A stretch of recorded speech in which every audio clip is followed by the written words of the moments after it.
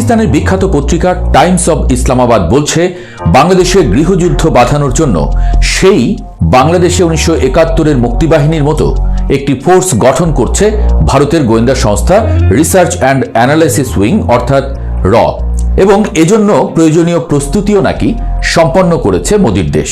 বেশ কয়েকদিন ধরেই এমন খবর চাউর হয়েছে গণমাধ্যমগুলোতে। তারপর হাসনাতদের সেভেন সিস্টার্স বিচ্ছিন্ন করার হুঙ্কারের উত্তাপের মধ্যেই এমন ভয় জাগানিয়া খবর এলো। ভারতে বাংলাদেশি সন্দেহে এরই মধ্যে একজনকে পিটিয়ে মারার খবর এসেছে। অর্থাৎ দুই দেশের মানুষদের মধ্যেই শত্রু শত্রু মনোভাব খেয়াল করা যাচ্ছে। পরেশ বড়ুয়া বাংলাদেশে এমন খবরে পরিস্থিতি আরও উত্তপ্ত। ভারতের গণমাধ্যম জোর দিয়ে প্রকাশ করেছে এই খবর।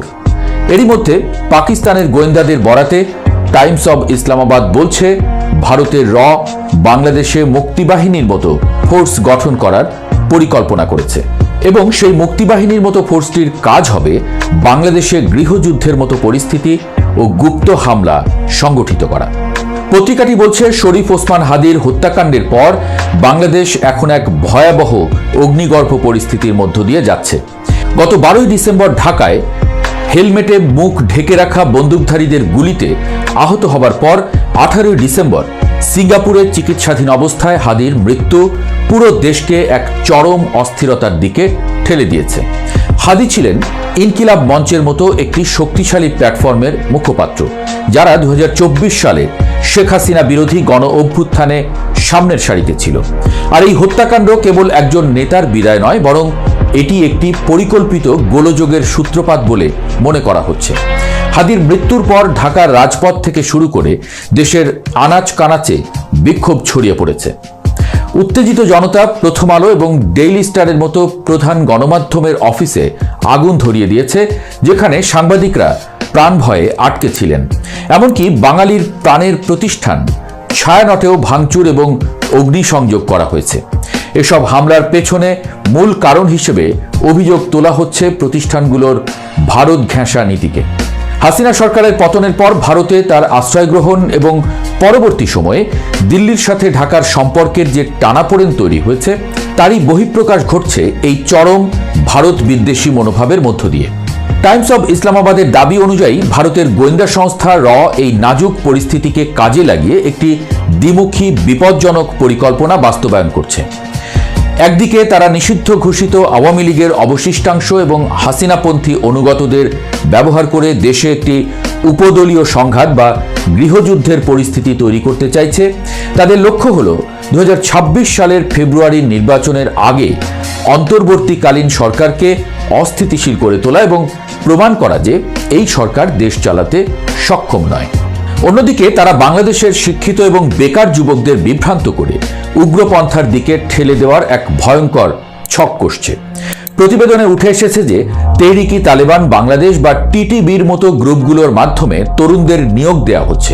এদের মাধ্যমে অভ্যন্তরীণ সন্ত্রাসবাদ তৈরি করা এবং বিদেশে জঙ্গি হিসেবে পাচার করার একটি নীল নকশা তৈরি হয়েছে। এর মূল উদ্দেশ্য হল বিশ্ব দরবারে বাংলাদেশকে একটি ব্যর্থ রাষ্ট্র এবং চরমপন্থী স্বর্গরাজ্য হিসেবে তুলে ধরা, যাতে করে আন্তর্জাতিক হস্তক্ষেপের পথ প্রশস্ত হয় এবং পাকিস্তান ও চীনের সাথে বাংলাদেশের ক্রমবর্ধমান ঘনিষ্ঠতাকে থামানো যায়। আর এমন কথা যদি সত্যি হয়, তাহলে ভূরাজনৈতিক খেলায় বাংলাদেশের সার্বভৌমত্ব আজ এক বিশাল চ্যালেঞ্জের মুখে। নয়াদিল্লির সংসদীয় আলোচনায় সরাসরি বলা হয়েছে যে বাংলাদেশের বর্তমান গতিশীলতা 1971 সালের পর ভারতের জন্য সবচেয়ে বড় কৌশলগত সংকট। বিশেষ করে বাংলাদেশে চীনা বিনিয়োগ এবং পাকিস্তানের সাথে সামরিক সহযোগিতার সম্ভাবনা ভারতকে এতটাই বিচলিত করেছে যে তারা দেশটিতে বিশৃঙ্খলা সৃষ্টির মাধ্যমে তার প্রভাব পুনরুদ্ধারের চেষ্টা করছে বলে সামরিক বিশ্লেষকরাও মনে করছেন। রাজপথের ক্ষোভ এবং বিদেশি গোয়েন্দা সংস্থাগুলোর এই অদৃশ্য হস্তক্ষেপ সামলানো সময়ের সবচেয়ে বড় পরীক্ষা হয়ে দাঁড়িয়েছে বাংলাদেশের পক্ষে। এখন প্রশ্ন উঠছে, টাইমস অব ইসলামাবাদের এই দাবিগুলো কি আসলেই সম্ভব? ভূরাজনৈতিক বাস্তবতায় গোয়েন্দা সংস্থাগুলোর মাধ্যমে প্রতিবেশী দেশে অস্থিতিশীলতা তৈরি করা নতুন কোনো বিষয় নয়। তবে বাংলাদেশের মতো একটি ঘনবসতিপূর্ণ এবং আবেগপ্রবণ দেশে সরাসরি কোনো বাহিনী গঠন করা ভারতের জন্য আন্তর্জাতিক মহলে বিশাল ঝুঁকির কারণ হতে পারে। যদি ভারত এমন পদক্ষেপ নেয়, তবে তার প্রধান কারণ হবে বাংলাদেশের উপর থেকে তাদের একচ্ছত্র নিয়ন্ত্রণ হারানো। গত ১.৫ দশকে শেখ হাসিনা সরকারের মাধ্যমে ভারত বাংলাদেশে যে ভূরাজনৈতিক সুবিধা পেয়েছে, বর্তমান সরকারের পাকিস্তান ও চীনমুখী নীতিতে তা হুমকির মুখে। এই স্ট্র্যাটেজিক লস কাটিয়ে উঠতেই তারা বাংলাদেশকে অশান্ত করার পথ বেছে নিতে পারে। যদি সত্যিই এমনটা ঘটে এবং বাংলাদেশে গৃহযুদ্ধের মতো পরিস্থিতি তৈরি হয়, তবে এর ভবিষ্যৎ হবে অত্যন্ত অন্ধকার। প্রথমত, দীর্ঘদিনের অর্জিত অর্থনৈতিক স্থিতিশীলতা ধসে পড়বে এবং সাধারণ মানুষ চরম নিরাপত্তাহীনতায় ভুগবে। দ্বিতীয়ত, বিদেশি বিনিয়োগ পুরোপুরি বন্ধ হয়ে যাবে এবং বাংলাদেশ একটি আন্তর্জাতিক যুদ্ধক্ষেত্রে পরিণত হতে পারে। সবচেয়ে বড় ভয়ের বিষয় হলো, এই ধরনের পরিস্থিতিতে দেশের সার্বভৌমত্ব রক্ষা করা কঠিন হয়ে পড়বে এবং বারবার বিদেশি হস্তক্ষেপের সুযোগ তৈরি হবে। সবচেয়ে জরুরি হলো জাতীয় ঐক্য। রাজনৈতিক ও আদর্শিক মতপার্থক্য ভুলে দেশের সার্বভৌমত্ব রক্ষায় সব পক্ষকে এক হতে হবে। সরকারকে অত্যন্ত দক্ষতার সঙ্গে গুজব এবং অপপ্রচার মোকাবেলা করতে হবে। একই সাথে কোনো বিশেষ দেশের উপরে অতি নির্ভরশীলতা না রেখে একটি ভারসাম্যপূর্ণ পররাষ্ট্রনীতি গ্রহণ করতে হবে। দেশের নিরাপত্তা বাহিনী এবং গোয়েন্দা সংস্থাকে আরও আধুনিক এবং সতর্ক হতে হবে, যাতে কোনো বিদেশি শক্তি দেশের ভেতরে কোনো নাশকতামূলক নেটওয়ার্ক গড়ে তুলতে না পারে। সর্বোপরি, শিক্ষিত যুব সমাজকে র্যাডিক্যালাইজেশনের হাত থেকে বাঁচাতে কর্মসংস্থান এবং দেশপ্রেমের সঠিক চর্চা নিশ্চিত করাই হবে দীর্ঘমেয়াদী সমাধান। বুঝতে হবে, বাংলাদেশ এখন আন্তর্জাতিক খেলোয়াড়দের মাঠ হয়ে উঠেছে। পোর্ট বিদেশিদের হাতে, কক্সবাজার বিমানবন্দর এখন আন্তর্জাতিক, সীমান্ত থমথমে, মিয়ানমার সীমান্তেও আগুন জ্বলছে বলে। ওদিকে সাগরে অপেক্ষা করছে ভয়ঙ্কর সব পক্ষ। নিরীহ বাংলাদেশটাকে দুমড়ে মুচড়ে দেওয়ার জন্য সব পক্ষ যেন মুখিয়ে আছে। এর মধ্যেই এত ছোট দেশে হাজার ধরনের মত, হাজার হাজার দল। কে কার সব শেষ করে দেবে, আগুনে পুড়িয়ে দেবে হাসিমুখ, ভিন্ন মতের উপর নির্বিচারে হামলা, বিভিন্ন প্রতিষ্ঠানের উপরে হামলা, আগুন বাংলাদেশ সম্পর্কে ভালো বার্তা দিচ্ছে না বিশ্বকে। পাকিস্তান হঠাৎ করে শত্রু থেকে বন্ধুতে পরিণত হয়েছে, কিন্তু ভুলে গেলে চলবে না ৭১কে, ২৪কে। দিন শেষে যদি সবাই মিলে বাংলাদেশের পক্ষে না থাকা হয়, তবে এইবারে বাংলাদেশকে ধ্বংসের হাত থেকে বাঁচানোর উপায় থাকবে না আর। বাংলাদেশের বর্তমান সংকট কেবল একটি হত্যাকাণ্ড বা বিক্ষোভের মধ্যে সীমাবদ্ধ নেই। এটি বৃহৎ শক্তিগুলোর প্রভাব বিস্তারের লড়াইয়ে পরিণত হয়েছে, যেখানে জয়ী হতে হলে দেশবাসীকে ইস্পাত কঠিন সংহতি প্রদর্শন করতে হবে। তাই এখন দেশের প্রশ্নে এক হতে হবে, দেশের মানুষের প্রশ্নে। একটা দমবন্ধ অবস্থা। রাজনীতিতে কোনো সুখবর নেই, কূটনীতিতেও কোনো সুখবর নেই, নির্বাচনেও কোনো সুখবর নেই। একটা অনিশ্চিত অবস্থার দিকে ধীরে ধীরে আমরা হয়তো এগিয়ে যাচ্ছি। যদি না হঠাৎ করে কোনো পরিবর্তন না হয় এই পরিস্থিতির, তাহলে কি হবে? দর্শক, একটু ভেবে দেখেন তো, অনেকগুলো ঘটনা মেলান একসাথে। যদি মিলান, আপনি দেখবেন চোখে মুখে অন্ধকার আপনি দেখতেছেন। কি সেই পরিস্থিতি দর্শক, সেটা একটু জানাতে চাই। আসুন একটু বিশ্লেষণ করি।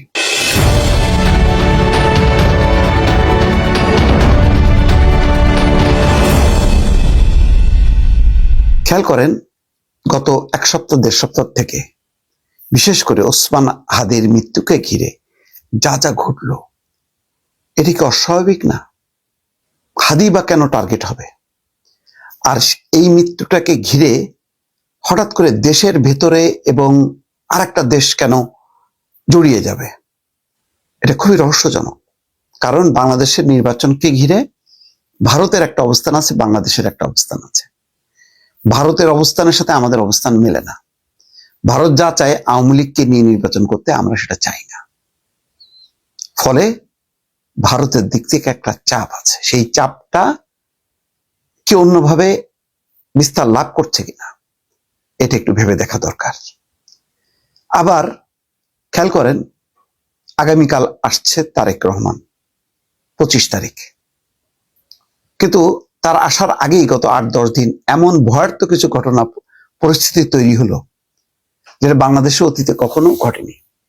বাংলাদেশের ২টা শীর্ষস্থানীয় পত্রিকা অফিস পুড়িয়ে দেয়া, এটা এবং জ্বলছে মেন সড়কের উপর। আজকে দেখলাম যে কয়েকদিন থেকে দেখছি ইউরোপীয় ইউনিয়নের রাষ্ট্রদূত এসেছেন, জার্মান রাষ্ট্রদূত, ফ্রান্সের রাষ্ট্রদূত, জাতিসংঘের বিশেষজ্ঞ উদ্বেগ প্রকাশ করছেন।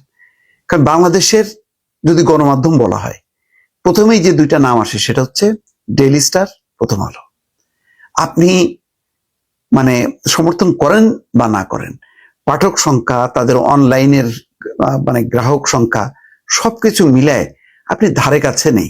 ধরেন আপনার অনেক ব্যাপার আপত্তি থাকতে পারে, কিন্তু তাতে তো যায় আসে না। এটা তো সবচেয়ে পরিচিত আন্তর্জাতিকভাবে, মানে বাংলাদেশকে আছে না যে কিছু কিছু জিনিস দিয়ে, যে বাংলাদেশের প্রধান মানে কি বলে রপ্তানি পণ্য কি, গার্মেন্টস। বাংলাদেশের প্রধান মানে গণমাধ্যম কি, প্রথম আলো, ডেইলি স্টার। যাই হোক, সেই জায়গায় আপনি আঘাতটা হইল এইভাবে, এত ন্যাক্কারজনক ভাবে। কত ঐতিহ্যবাহী প্রতিষ্ঠান আপনি দেখেন, কত বছর থেকে বাংলাদেশের সংস্কৃতিকে তারা লালন পালন ধারণ করছে। আপনি হঠাৎ করে ভারতীয় বলে দিলেন পোড়ায়। উদীচী একটা প্রগতিশীল সাংস্কৃতিক সংগঠন দিলেন পোড়ায়। মানে কেন ঘটলো এগুলি? মানে ধরেন, মানে কি বলবো, আমার বাড়িতে মৃত্যু হলো, আমরা সবাই কাঁদছি। এখন আমি চেনা না জানা নেই এরকম একটা অজানা বাড়িতে যদি কান্নাকাটি আর মানে সেখানে যদি দাপাদাপি চলে, আপনার কাছে অস্বাভাবিক লাগবে না? কারণ আপনি, আপনার সাথে তো এটার কোনো সম্পর্ক নেই, তা আপনি দাপাদাপি করতেছেন কেন? আপনি হাদির মৃত্যু হলো, আপনি মানে ভারতীয় আধিপত্যবাদ এর মধ্যে কিভাবে হলো? আপনার কত অপরাধীরা মানে পালায় আছে, এবং এই ধরনের ঘটনা ঘটায় তো ভারতেই পালায়। অপরাধীরা কি করে? যারা একটু শিয়ানা অপরাধী তারা তো মানে চলে যায়। হ্যাঁ, এটা সরকারের ব্যর্থতা, আপনি কিন্তু সরকারের বিরুদ্ধে আপনি ক্ষোভ জানাচ্ছেন না। আপনি যমুনাতে মানে গেলেন না যে আমরা প্রতিবাদ করে আসি বা ঘেরাও করে রাখি, আপনি ছুটে গেলেন প্রথম আলোতে। এই যে পরিস্থিতিটা তৈরি হলো, ভারত উত্তেজিত হলো কেন? দীপুচন্দ্র দাস বাংলাদেশের নাগরিক, কিন্তু তাদের কিন্তু উত্তেজিত হওয়ার কথা না। সেটাকে নিয়ে দেখেন বাংলাদেশের যতগুলো মিশন আছে, প্রত্যেকটা মিশন এখন টার্গেটেড, প্রত্যেকটা মিশনকে ঘিরে খুব বিক্ষোভ হচ্ছে। ভারত সরকার যদিও সামাল দিচ্ছে, আমাদের এখানেও সেই চেষ্টাটা হয়েছিল, কিন্তু পুলিশ, আইন শৃঙ্খলা কর্তৃপক্ষ এবং পরবর্তীতে বৃহৎ রাজনৈতিক দল সমর্থন না পাওয়ায় ওই হাই কমিশন বলেন বা মানে প্রথম আলো, ডেইলি স্টার পোড়ানো বলেন, এই জ্বালাও পোড়ার মধ্যে আর বিএনপি ঢোকে নাই। ফলে যারা শুরু করছে তারা দেখছে বিপদ চিহ্নিত হয়ে যাবে, তারা কিন্তু আস্তে করে সরে আসছে। কিন্তু তাদের একটা সমর্থন ছিল, তাদের শাখা পোশাকা গুলো কিন্তু হাত পা নাড়া শুরু করলো। এবং একই সঙ্গে দেখেন রাজশাহী বিশ্ববিদ্যালয়, কি এক আম্মার নামে চুলালা ছেলে, মানে তার এতে পুরো বিশ্ববিদ্যালয় অচল, শিক্ষকদের মধ্যে ঢুকে পড়তেছে মানে ড্যাম কেয়ার ভাব। তারপরে তার যে আচার আচরণ গুলো, এটা তো কোনো একটা মাস্তান সুলভ। এটা শিবিরের তো আচরণটা এরকম হয় না। শিবিরকে আমরা চিনি সাদিক কায়েমের মতন একটা ভদ্র ছেলের, মানে তাকে দেখে। কিন্তু তার অধীনে আবার কিছু বেয়াদব গজাচ্ছে, যারা শিক্ষকের গায়ে হাত দিচ্ছে, টেনে ধরতেছে, তাকে ফিজিক্যালি অ্যাসাল্ট করতেছে। কোন পর্যায়ে চলে গেছে দেখেন। তো ঘটনার প্রবাহগুলো খুব দ্রুত এতভাবে অবনতির দিকে যাচ্ছে, যেটা অকল্পনীয়।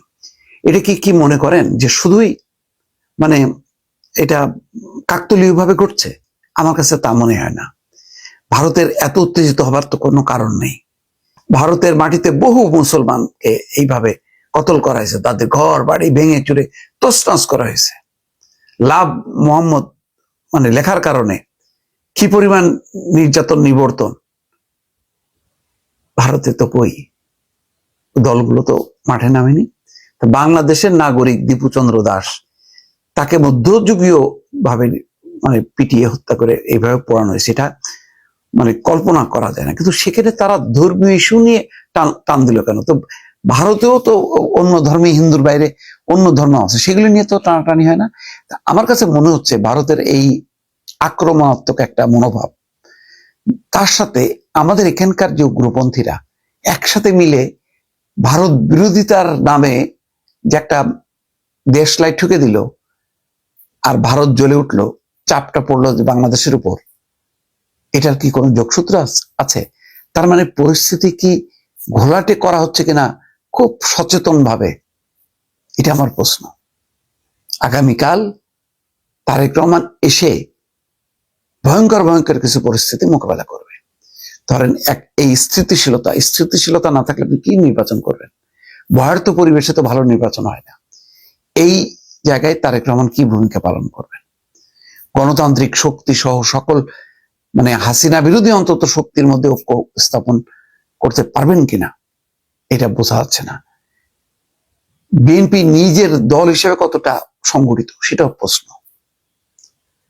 সেই দলকে গোছানো, জাতীয় ঐক্যটা বজায় রাখা, নির্বাচনে অংশ নেয়া, নির্বাচন যেহেতু ক্ষমতার লড়াই, এখানে জামাত গত 1 বছরে এমন শক্তি অর্জন করছে এবং তারা মনে করছে তারা এখন সাংঘাতিক রকম একটা জনপ্রিয়, তারা এখন ক্ষমতা স্বাদ পেতে চায় বা ক্ষমতাকে স্পর্শ করতে চায়। ফলে তারা মনে করছে যে আরেকটু চেষ্টা করলেই বোধহয় বিএনপিকে ফেলানো যাবে। এখন হাদির উপরে ভর করেছে বাংলাদেশের এই চরমপন্থীরা, এখন হাদিকে বলির পাঠা বানাচ্ছে। ইনকলাব মঞ্চকে বলছে তুমি লাগাতার কর্মসূচি দাও, শুক্রবার থেকে লাগাতার কর্মসূচি, এবং এই কর্মসূচি সফল করার জন্য ইনকলাব মঞ্চের মতন সংগঠনে কি সাংগঠনিক শক্তি আছে আমরা জানি, কিন্তু এটা এখন মহিরু রূপ ধারণ করছে। শক্তি যোগান দেয়া হবে, শক্তি যোগানো হবে যে তুমি এ করো, আমরা হাদিকে নিয়ে ইস্যু করব। হাদিকে ইস্যু করলে কাকে বেকায়দায় ফেলবো? বিএনপিকে বেকায়দায় ফেলবো। কারণ হাদি ইস্যু নিয়ে বিএনপি জ্বালাও পোড়াও করবে না, হাদি ইস্যুর বিচার চাইবে, সাধারণ মানুষরা বিচার চাইবে। সরকারও বলছে যে তারা দ্রুত সময়ের মধ্যে 30 দিনের মধ্যে বিচার করবে, তারপরে হত্যাকারীদেরকে ধরবে। এই যে হত্যাকারীরা ধরা পড়ছে না, এটাও দেখেন নির্বাচনের পরিবেশ বিঘ্নিত হওয়ার আরেকটা কারণ। হাদির হত্যাকারীদেরকে কি এই কারণে পালিয়ে যেতে দেওয়া হলো যাতে এই ইস্যুটা করে একটা পরিস্থিতি ঘোলাটে করা যায়? সমস্ত ঘোলাটে পরিবেশগুলির সাথে যারা যারা জড়িত তার বিপরীত অবস্থানে বিএনপি কোনো কিছুতে নাই। এইদিকে অন্য কিছুতে নাই, এইটা বিএনপির একটা মাইনাস পয়েন্ট হিসেবে চিহ্নিত করা হচ্ছে। অর্থাৎ আমি রাজনীতির মাঠটা দখল করলে আমার নির্বাচনী মাঠটা আমার সাথে চলে আসবে, সেই চেষ্টাটা করা হচ্ছে। ইস্যু দরকার। ভারতের উগ্রপন্থীদের যেমন সামনে নির্বাচন মমতাকে ফেলানো দরকার, সুতরাং বাংলাদেশের এই ধর্মীয় ইস্যুটা তাদের জন্য একটা বিশাল বড় ইস্যু হয়ে গেছে। বাংলাদেশে আবার ওসমান হাদির সাথে ভারতীয় আধিপত্যবাদ এই ইস্যুটা যুক্ত হওয়ার পর এখন এটাও একটা ইস্যু করে তারা নির্বাচনের মাঠে ফায়দা তুলতে চায়। এমন একটা পরিস্থিতিতে আগামীকাল তারেক রহমান ফিরে সামাল দিতে পারবেন কিনা আমার কাছে সাংঘাতিক রকম এটা একটা প্রশ্ন। আমি এটার উত্তর খুঁজে পাচ্ছি না, আমি কনফিডেন্ট হইতে পারছি না। কারণ আজকে দেখেন নোয়াখালীর হাতিয়ায় বন্দুক যুদ্ধে নিজেরা দুই পক্ষের গোলাগুলিতে চর দখল নিয়ে 5 জন মারা গেল। তার মানে আইন শৃঙ্খলা পরিস্থিতির যে চরম অবনতি, এই ঘটনাগুলো তার প্রমাণ। কালকে তারেক রহমান আসবে, সারা দেশের অবস্থা হবে কি? শান্তিপূর্ণ থাকবে? নিয়ন্ত্রণ করতে পারবে? দেশের অন্যান্য জায়গায় দলে দলে যে লোকজন আসবে, কোনো অঘটন ঘটবে না তো? পরিস্থিতি আরেকদিকে টার্ন নেবে না তো? এই জিনিসগুলি আমার মাথার মধ্যে খেলছে। মনে হচ্ছে যে বোধহয় নির্বাচন বানচালের জন্য প্রথমে একটা টেস্ট কেস ছিল হচ্ছে হাদি, এতে তারা অন্তত মনে করেন 20-30 ভাগ তারা সফল হয়েছে। এখন এইরকম আরো কয়েকটা ম্যাচ তারা খেলতে চায়, খেলে ফাইনালি নির্বাচনটা ভণ্ডুল করাতে চায় কিনা আমার যথেষ্ট সন্দেহ আছে।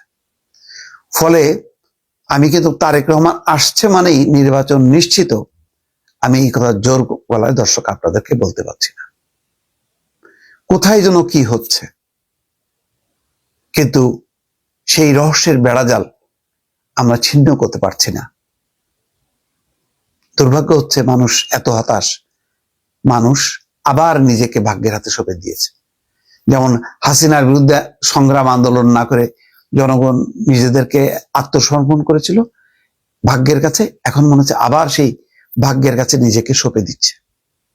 এটাই হচ্ছে বিপজ্জনক।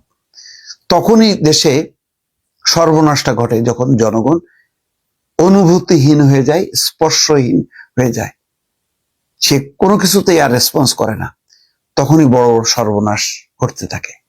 আমরা কি সেই পথে যাচ্ছি? প্রশ্ন আপনার, উত্তর দেবেন নিশ্চয়ই।